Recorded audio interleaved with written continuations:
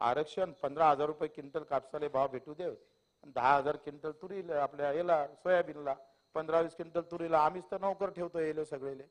मल्हारराव होळकरांच्या समाधीच्या खाली मराठा सरदार म्हणून लिहिला गेलाय. ते काढान काय तुम्ही? पंजाब सिंधू गुजरात मराठा. मग मराठा जर एका जातीचा आहे तर जनगणनेमध्ये ह्या मराठा काढला पाहिजे. आणि 100 गावापैकी 4 लोकांना आरक्षण भेटलं तर 4 कुटुंब सुखी होऊ शकतं. पण माझं असं मत आहे का त्याच गावातल्या शेतकऱ्याला जर भाव दिला तर अख्खं गाव सुखी होऊ शकतं. तुमच्या बाजूने गृहमंत्री बसत असाल आणि तुम्ही म्हणत असाल का घर कसे पेट, असं म्हणत असाल तुमच्या बाजूने अर्थमंत्री बसते आणि तुम्ही म्हणता ओबीसीला बजेट दिलं नाही, मग का आलू शिल्लक काय तिथं? घर जाळापर्यंत ज्याचे हात जात असेल ना ते हात पाय तोडून टाका. अध्यक्ष महोदय 350 गुन्हे दाखल झाले. 350. 4 ते 5 गुन्ह्यामध्ये किमान 4 वर्षाची सजा मला कोर्टानं सुनावली. आम्ही धडक मारायचं बिलकुल आणि अजूनही ठोकतोय धरून, काही विषय नाही आहे.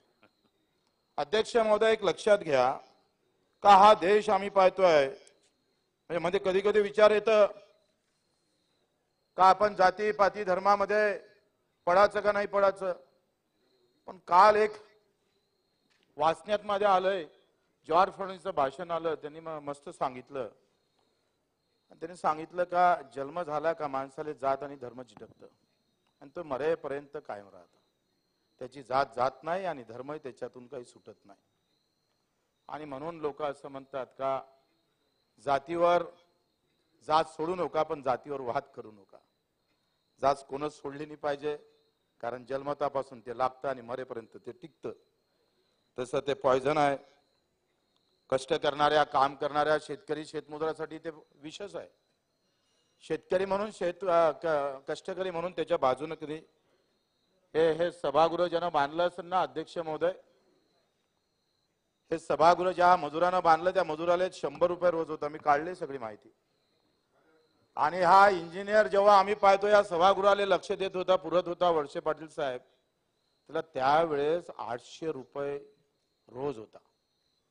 इंजिनियरले 800 रुपये रोज आणि ह्या सगळ्या कष्ट करणाऱ्या मजुराला 100 रुपये रोज.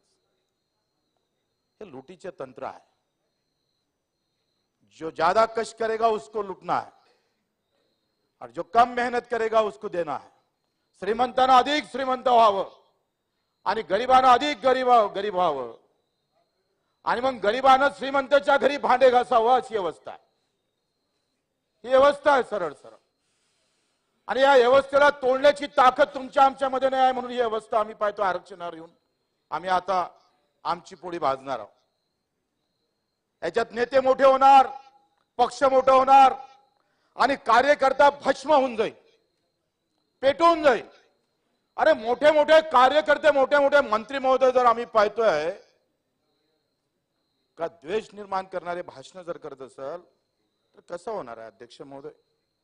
अध्यक्ष महोदय, पूज्य बाबासाहेब आंबेडकरांनी अतिशय संघर्ष करून लागण तेवढे कष्ट करून अध्यक्ष महोदय बाबासाहेबांना कधी आमच्या शरीरात स्वतःच्या शरीरात जात सुरू दिली नाही. मला बाबासाहेब आंबेडकरचं एक वाक्य अजूनही मनात कोरून ठेवलं अध्यक्ष महोदय. अध्यक्ष महोदय, बाबासाहेबांना हे म्हटलंय का होय मी पहिले भारतीय आहे नंतर सुद्धा भारतीय आहे. आम्ही महापुरुषाच्या नावावर जात लावून देतोय, एवढे नालायक निघालोय. पेटून द्यायला पाहिजे सगळ्यांना. खरं तर पुतळा लावला, पुरुषाचे फोटो लावले का तो त्या जातीचा. आणि बाबासाहेबांच्या पहिला पुतळा अध्यक्ष महोदय माधवराव बागल कोल्हापुरात पहिला पुतळा बाबासाहेबांचा एका मराठ्यानं उभा केला. याचा आनंद आहे, गर्व आहे. अध्यक्ष महोदय, महात्मा ज्योतिबा फुलेंचा फोटो इथं आहे. बोलतोय मराठ्यावर बोलतोय. तुम्ही आंदोलन काही कुचकुच करू नका. अध्यक्ष महोदय, महात्मा ज्योतिबा फुलेंना पहिली शिवजयंती शुभाची कुठे जातीपातीचा कुठे विषय नाही. महाराष्ट्र कसा होता त्या संत सगळ्या महापुरुषांना आम्हाला दाखवून दिला. अध्यक्ष महोदय, पहिली शिवजयंती महात्मा ज्योतिबा फुलेनं या महाराष्ट्रात सुरू केली. जातीपातीचे बंधन तोडत महात्मा फुलेनं पुन्हा दाखवून दिलं का कुठलाही महापुरुष एका जातीपुरता, धर्मापुरता, राज्यापुरता मर्यादित नसतं, तर त्याचा छाप सगळ्या जगावर पडत असतं. तसा हा महाराष्ट्र होता. पण महाराष्ट्राला काय काळीमा लागतंय मला समजत नाही अध्यक्ष महोदय. आपण पाहतोय का काही सभा मी ऐकल्या आणि त्या सभेमध्ये एक जण असा म्हणतोय, नाव घेत नाही मुद्दा म्हणून, अधिक जातीवर जाण तुम्ही, 160 आमदाराला आम्ही पाळू. 160 आमदाराला भाषा आहे. या पद्धतीने मोठे नेते जर बोलायला लागले, एखाद्या सामान्य कार्यकर्त्याने बोललं ठीक आहे. काही उदाहरण दिल्या जातं का त्या समाजाचा होता म्हणून तुम्ही एकमेकावर आरोप करा व्यक्तिगत, ठीक आहे, पण समाजावर जाऊन आरोप करा तर राख लागेल ना महाराष्ट्राला. कोण वाचवून याला? अरे आम्ही समजदार आहोत. इथं असणाऱ्या लोकांना जर जातीवर बोलणं सुरू केलं, तुम्ही एका गुलाबराव मी तुम्हावर बोललो, तुम्ही माझ्यावर बोलले, ठीक आहे, पण तुम्ही ज्या दिवशी जातीवर बोलायला लागाल, मराठ्यांनी असं केलं, आमच्या मशानभूमी अडवल्या, आमचं असं केलं, आमचे तसं केलं, अशा पद्धतीनं बोलताय तुम्ही. असे तर कित्येक उदाहरण सापडत. गावखेड्यामध्ये अशी उदाहरण सापडत नाही. एकमेकाचं कुणी जिथं जे जात भारी असतं ते अन्याय करत असतं त्या गावामध्ये. हे तर सत्य आहे. ते नाही व्हायला पाहिजे पण सत्य आहे. मला वाटतं खोटं असेल तर मला सांगितलं पाहिजे. पण अशा प्रकारचा भास आणून देणं, जणू काही मराठे म्हणजे आम्ही पाहतोय अध्यक्ष महोदय का जसं काही अन्याय करणारी जमातच तो उभी केली. अशा प्रकारची व्यवस्था जर निर्माण करत असाल तर ते चुकी होईल, चुकीचं होईल अध्यक्ष महोदय. राजकारण होईल हो, तुम्ही मुख्यमंत्री व्हाल, पण विष पाजून मुख्यमंत्री होऊ नका. अमृत पाजून व्हा. ते नाही होता येत. आणि अध्यक्ष महोदय अशा प्रकारचे हे कारस्थान थांबले पाहिजे. घर जाळले त्याचा निषेधच केला पाहिजे, अंदर केलं पाहिजे, बेभान ठोकलं पाहिजे त्यांना. घर जाळापर्यंत ज्याचे हात जात असेल ना ते हात पाय तोडून टाका अध्यक्ष महोदय. पण मला वाटते एकाही माणसानं इथे उल्लेख केला नाही, 50 मराठ्यांच्या पोरांनी आत्महत्या केल्या. योगेश नावाचा पोरगा PhD झालेला होता. मी त्याच्या घरी गेलो तर फक्त डोळ्यात पाणी होते, फक्त डोळ्यात पाणी होते. त्याच्या बापानं आत्महत्या केली होती. घर पळाले झालं होतं अंगावर.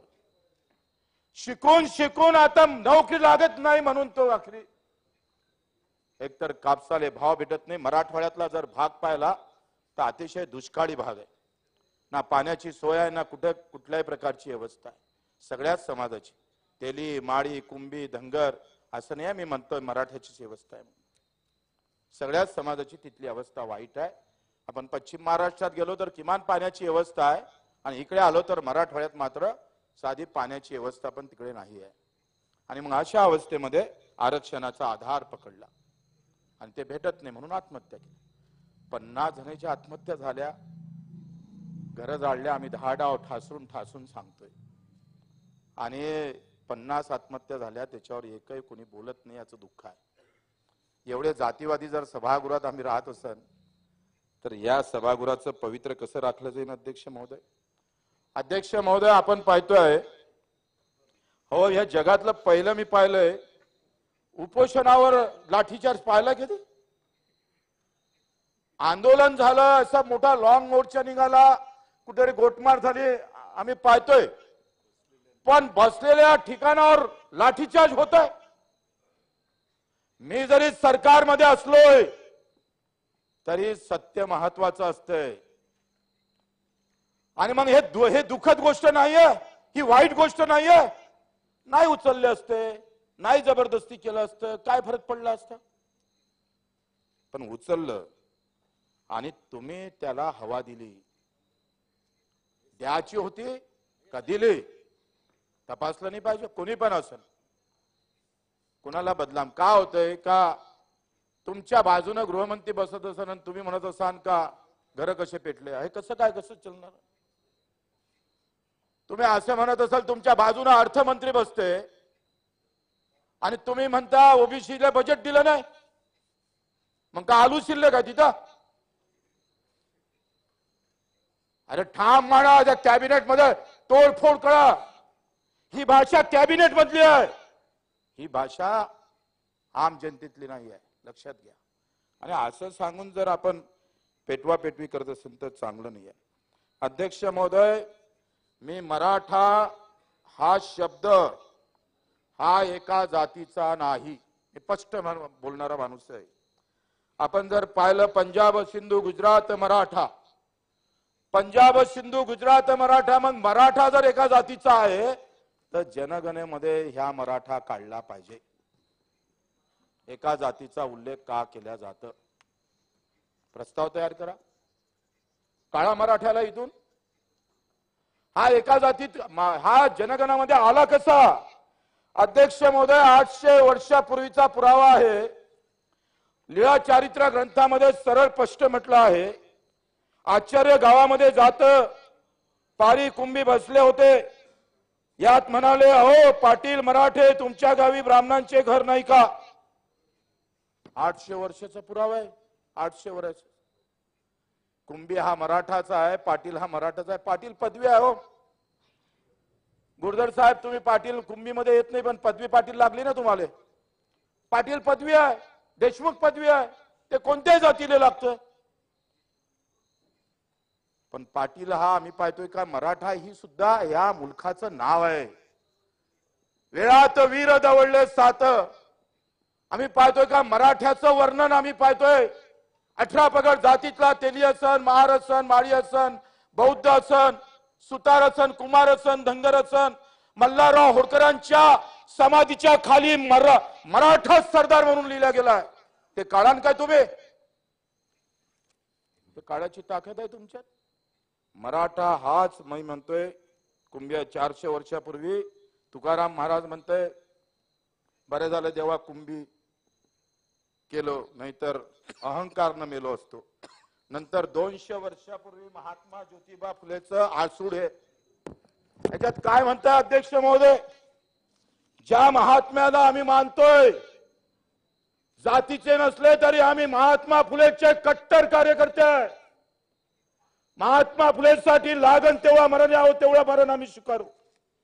अध्यक्ष महोदय, महाराजांचा पहिला पोवाडा लिहिणारे आमचे महात्मा ज्योतिबा फुले काय म्हणतात? कुळवाडी भूषण पावाडा गातो भोसल्यांचा, छत्रपती शिवाजींचा, लंगोट्यास देई जानवी, पोशिंदा कुंभ्यांचा, काळ तो असा यवनांचा.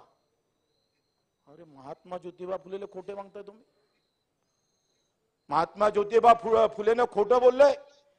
हे आसूड शब्दात त्यांनी लिहिलेला पोवाडा अध्यक्ष महोदय. इथून ते समोर म्हणतंय, तुम्ही यांना जर खोटं पाळत असेल तर कसं होणार अध्यक्ष महोदय? जिजाबाईचे मूळ घर होते पुण्यास. खान राहिला तिथं वस्तीचं, मराठाचं चौकीबंदी गावात शिरण्यास. म्हणजे स्पष्ट होते का मराठ्याला तिथं चौकीबंदी केल्या जात होती, म्हणजे 18 पगड जातीला. अध्यक्ष महोदय, आज मराठ्याला त्यावेळेस बंदी होती, दुर्दैव आता मराठ्यांना बंदी करावं लागतं. काय मला तर वाटतं जे मराठे मंत्री झाले त्यांनाच खरं तर धन्यवाद द्यायला पाहिजे. चांगलंही केलं का मराठ्यांनी मराठ्यासाठी आरक्षण दिलं नाही.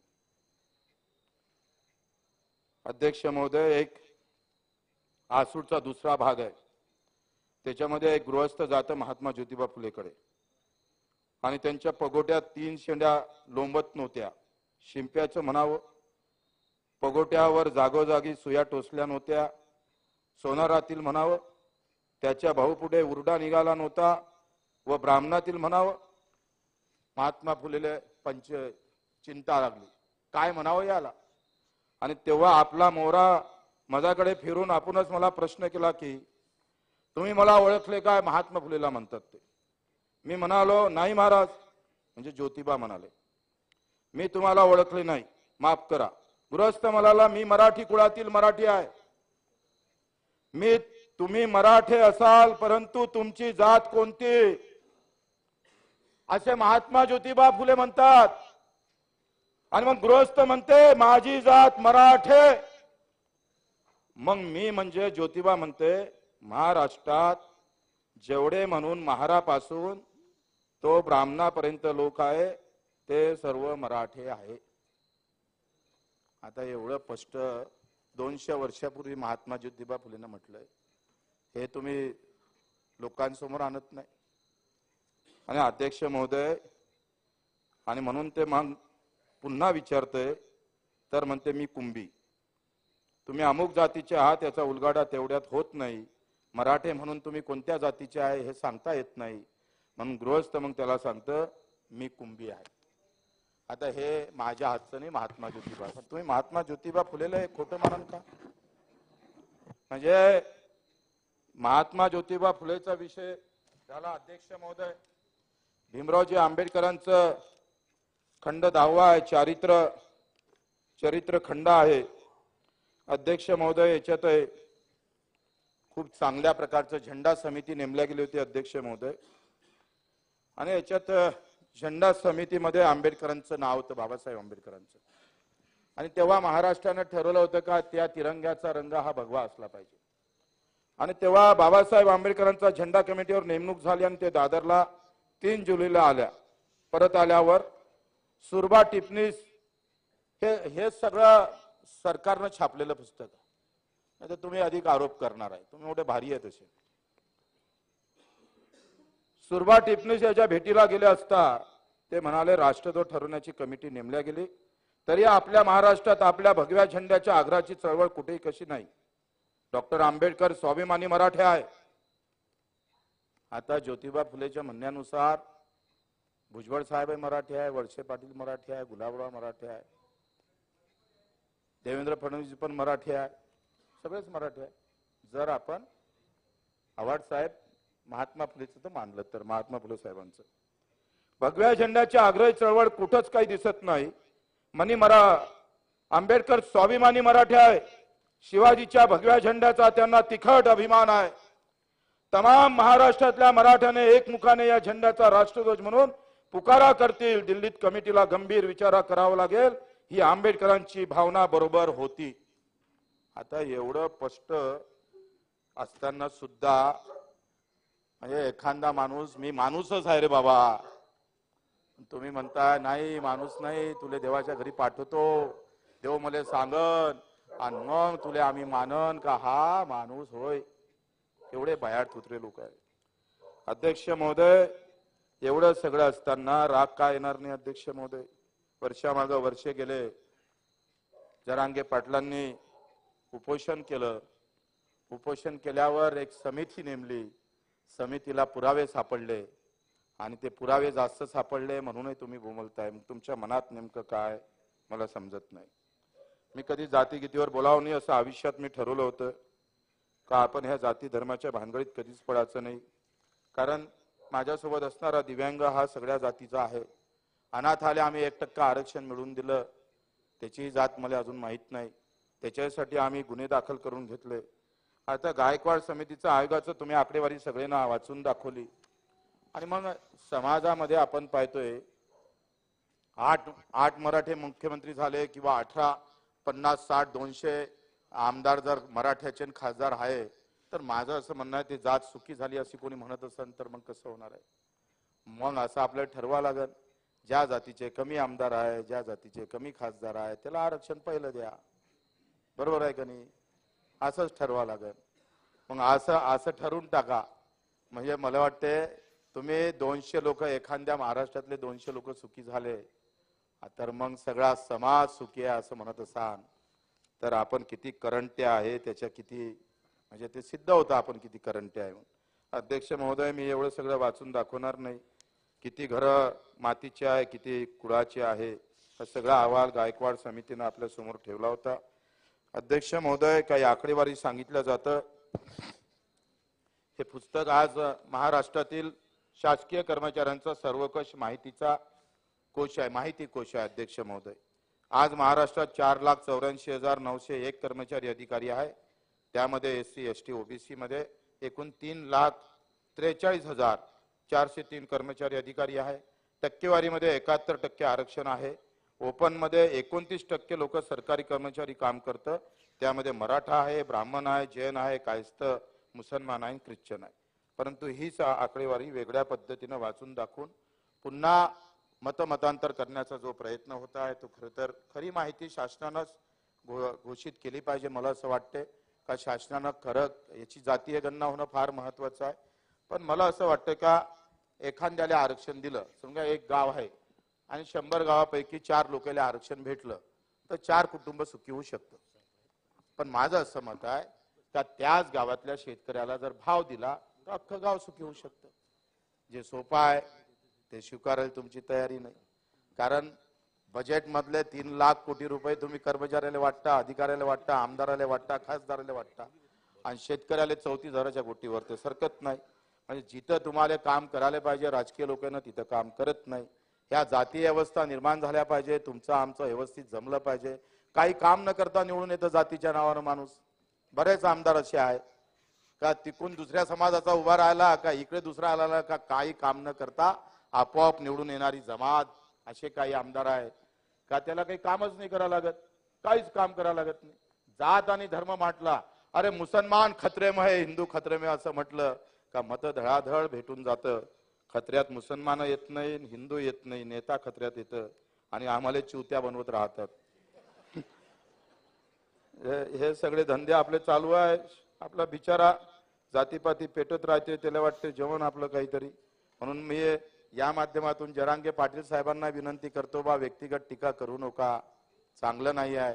कारण तुम्ही एका समाजाचा प्रश्न घेऊन निघाले, कोणी काही बोलू द्या पण कुणावर टीका करू नका. हात जोडून त्यांना या सभेतून विनंती करतो. आखरी एखादा नेता बोलला का त्याचे परिणाम समाजावर भोगा लागते आणि आपण सुद्धा जे काही मोठे माणसं असेल त्यांनी सुद्धा व्यक्तिगत कोणाची टीका टिप्पणी न करता मला वाटतं आपापल्या पद्धतीनं चांगल्या मार्गाने आपण भांडलो पाहिजे. आता तुम्ही एक सांगा, मराठवाड्यात आरक्षणाचं, कोकणात पश्चिम महाराष्ट्रात मराठ्याच्या आरक्षणाचं जास्त राहिला नाही. खानदेशामध्ये पण सगळे कुंभी झाले, विदर्भात पण सगळे कुंभी झाले. मग राहिलंय पश्चिम महाराष्ट्रातलं, कोकणातलं तर काही विषयच नाही आहे. आणि राणे साहेबांना सांगून दिलं आम्ही 96 कोटी आहे तर त्याच्यासोबत किती मराठी आहे त्यांना सोडून द्या आणि बाकीचे किती आहे ते मोजून घ्या. आता जर आपण पाहिलं तर पूर्ण मराठवाड्यात 8 जिल्हे आणि 8 जिल्ह्यामध्ये जर आपण पकडलं तर एका जिल्ह्यामध्ये 4 लाख कुटुंब असतं. 4 चौक 16 लाख, 16 लाखच असेल. आता 4 लाख गुणिले 8 चौक 32 लाख, 32 लाखाचे अर्धे मराठे पकडा तिथं असेल, म्हणजे राहिले किती 16 लाख. 16 लाख गुणिले जर आपण एकंदरीत म्हातारे गुथारे सोडले तर 50-60 लाख मराठ्याचा हा विषय आहे. पण एवढा आपण अंगावर घेतला का आता महाराष्ट्र कधी कधी झोप लागत नाही, चिंता लागतं का कधी जातीच्या नावानं जर घर पेटले तर मग हा छत्रपतीचा, हा शाहू महाराजाचा, हा ज्योतिबांचा, अहिल्याबाई होळकरांचा हा महाराष्ट्र उद्या कोणत्या तोंडानं तोंड दाखवून देशाले. अरे आपल्याला तर जबाबदारी दिली छत्रपतीनं देशाचं संरक्षण करण्याचं आणि तुम्ही आपसात भांडायला लागले आणि ते कायच्यासाठी तर आरक्षणासाठी. मला वाटतं या महाराष्ट्रानं भुजबळ साहेबांना, परडकर साहेबांना, जरांगे पाटलांना तुम्ही आम्ही सगळे एकत्र व्हा आणि एकदा शेतकऱ्यासाठी भांडा ना, काय हरकत आहे. पक्ष गिक्ष झेंडे बाहेर काढा, तुमच्यात एवढी ताकद आहे का तुम्ही जर शेतकऱ्यासाठी बाहेर निघाले तर मला वाटतं आरक्षण 15,000 रुपये क्विंटल कापसाले भाव भेटू दे, 10,000 क्विंटल तुरीला आपल्या याला सोयाबीनला, 15-20 क्विंटल तुरीला. आम्हीच तर नोकर ठेवतो येले सगळेले, आम्हीच ठेवतो आमच्या खटल्यावर.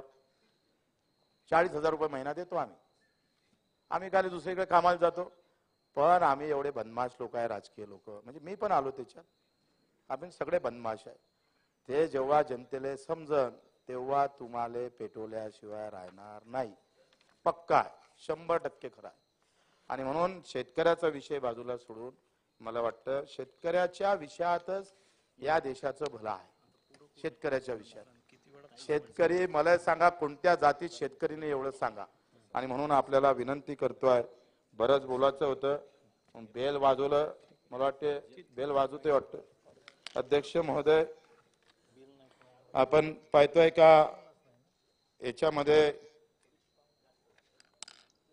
आपण एक केलं पाहिजे, एकतर ओबीसीला आरक्षण वाढवून घ्यायला पाहिजे. काय हरकत आहे, ओबीसीचं आरक्षण वाढवून घ्या, सगळे मिळून एकत्र व्हाव आणि ओबीसीचं आरक्षण वाढवून घ्यावं, त्याच्यात त्यांना घेऊन घ्यावं, असं होऊ शकतं. काही लोक असं म्हणतात का राजकारण चाललं जाईल. पंचायत समिती जाईन, जिल्हा परिषद जाईन, जिल्हा परिषद गेली तर आमदारकी चालली जाईल. तर आपण त्याचं शपथपत्र लिहून घेऊ का, आपण तुम्ही पंचायत समिती जिल्हा परिषद लढूच नका, तसंही करता येईल. काय हरकत आहे? असं करायला काही हरकत आहे का त्यांनी लिहून दिलं तर? म्हणजे इतकी भीती आपल्या मनात काय मला समजत नाही. आणि म्हणून जातीपाती धर्मामध्ये मला वाटतं हे न पडता धनगर समाजाच्या आरक्षणाचा विषय आता दलित बांधवामध्ये आमचे माथंग समाज म्हणताय त्याचा अबकड करा. ओबीसी मध्ये अबकड केलं पाहिजे. सुतार सगळ्यात कमी आहे, कुंभार सगळ्यात कमी आहे, न्यावी सगळ्यात कमी आहे,